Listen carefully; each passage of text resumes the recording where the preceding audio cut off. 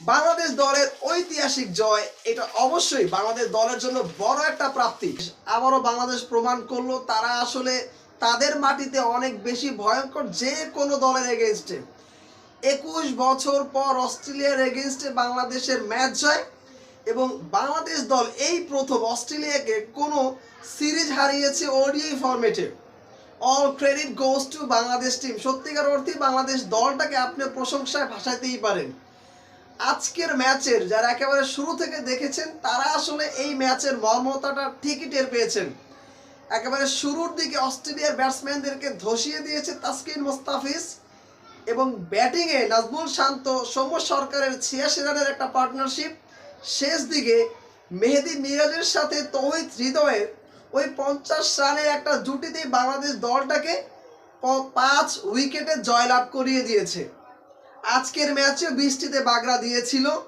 Australia team 187 run করেছে, 42 over খেলে 8টা wicket পড়েছে। এরপরে অনেক সময় বৃষ্টি হওয়ার ফলে অস্ট্রেলিয়ার টিম আর আসলে ব্যাটিংয়ে নামার সুযোগ পায় নাই। ডিএলএস পদ্ধতিতে বাংলাদেশ দলের টার্গেট দাঁড়ায় 192, 41 ওভারে এই রানটা টপকাইতে হবে।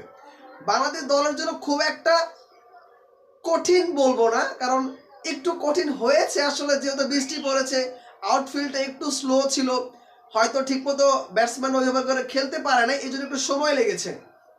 তানজিদ তামিম হতাশ করেছে, 0 রান করে সাজঘরে ফিরেছে।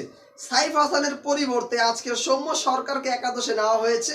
সৌম্য সরকার তিনি তার যে যোগ্যতা সেটা তিনি প্রমাণ করেছে আজকের ম্যাচে।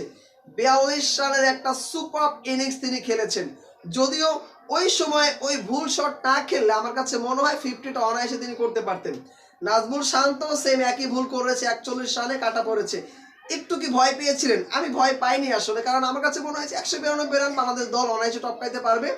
হয়তো একটু অস্ট্রেলিয়া একটু ম্যাচে মোমেন্টামে আসবে, কিন্তু ম্যাচ আসলে জয়লাভ করতে পারবে না। সো গত ম্যাচের জয়ের নায়ক মোস্তাফিজুর রহমান সৈকত আজকের ম্যাচে 14 বল থেকে 15 রান করে তিনি সাজঘরে ফিরেছেন।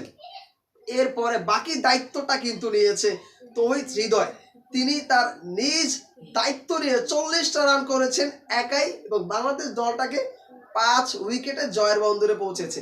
ম্যাচের শুরুতে যদি বলি, ম্যাথিউ শর্টসকে তাসকিন আহমেদের 4র্থ বলের স্টাম্পটাকে উপরে দেওয়া, অবশ্যই আপনি দেখেছেন, না দেখলে অবশ্যই হাইলাইটস দেখবেন। অসাধারণ ডেলিভারি ছিল। এর পরের বার মোস্তাফিজুর রহমান টানা 2টা উইকেট নিয়ে নেয়। অস্ট্রেলিয়ার টিমের মতো 0 রানে 3টা উইকেট পড়েছে অস্ট্রেলিয়ার টিম। এরপরে একের পর এক উইকেট তো পড়তেই থাকে। যদিও আজকে নাহিদ রানা কিছুটা খরুচে ছিল এবং তিনি আজকে কোনো উইকেট পায়নি, তবে তানভীর ইসলাম বাহাতি এই বোলারটা তিনি কিন্তু আজকে 2টা উইকেট নিয়েছে। সর্বোপরি সবকিছু মিলে বাংলাদেশ দল ওয়েল প্লেড, বাংলাদেশ দল অসাধারণ খেলেছে। ব্যাটিং, বোলিং, ফিল্ডিং 3 ফরম্যাটে। আমার কাছে মনে হয় মেহেদী হাসান মিরাজকে নিয়ে কথা বলা উচিত। আগে বলেছি তাকে নিয়ে আলাদা একটা ভিডিও তৈরি করা হবে। মেহেদী হাসান মিরাজ কি চায় আসলে? তিনি মোস্তাফিজুর রহমান সৈকতকে কিন্তু বলে আনে নাই, 40 ওভারে গিয়ে তাকে আসলে বোলিং করানো হয়েছে, যেখানে মেহেদী হাসান মিরাজ নিজেও প্রচুর খরুচে হয়েছেন। সো এই জায়গায় মেহেদী হাসান মিরাজের কিছুটা ল্যাকিংস রয়েছে, কিংবা আমার কাছে মনে হয়েছে মেহেদী হাসান মিরাজ হয়তোবা মোস্তাফিজুর হোসেন সৈকতকে তার প্রতিপক্ষ ভাবে। তিনি যদি আসলে ভালো পারফর্ম করে হয়তো মেহেদী হাসান মিরাজের জায়গাটা ছুটে যাবে, এই চিন্তা আমার কাছে মনে হয় মেহেদী হাসান মিরাজ এই সময় করছে। না হলে গত ম্যাচের পারফর্মারকে বোলিং না দেওয়ার কোনো যৌক্তিকতা কারো কাছে নেই।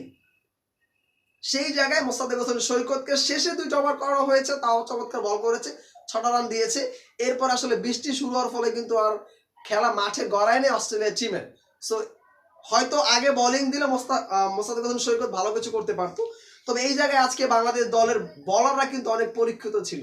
সত্যিকার অর্থেই প্রশংসায় ভাসছে বাংলাদেশ দল এবং এই প্রথমবার বাংলাদেশ দল অস্ট্রেলিয়া টিমকে সিরিজ হারিয়েছে ঘরের মাঠে। দুঃখের বিষয়, আমি যতটুকু শুনেছি অস্ট্রেলিয়ার টিম নাকি টি-20টা বাংলাদেশ দলের সাথে খেলবে না। কেন খেলবে না, আদৌ এর যৌক্তিকতা কতটুকু, সেটা আসলে এই মুহূর্তে আমার কাছে জানা নাই। আমি পরবর্তী সময় অবশ্যই আপনাদের কাছে এই বিষয়টা নিয়ে শেয়ার করব। বাংলাদেশের এই ঐতিহাসিক সিরিজ জয়ের নায়ক মোস্তাফিজুর হোসেন সৈকত, তাসকিন আহমেদ, মোস্তাফিজুর রহমান, নাহিদ রানা, তাদেরকে নিয়ে আপনার মন্তব্য অবশ্যই কমেন্ট বক্সে জানাই যাবে।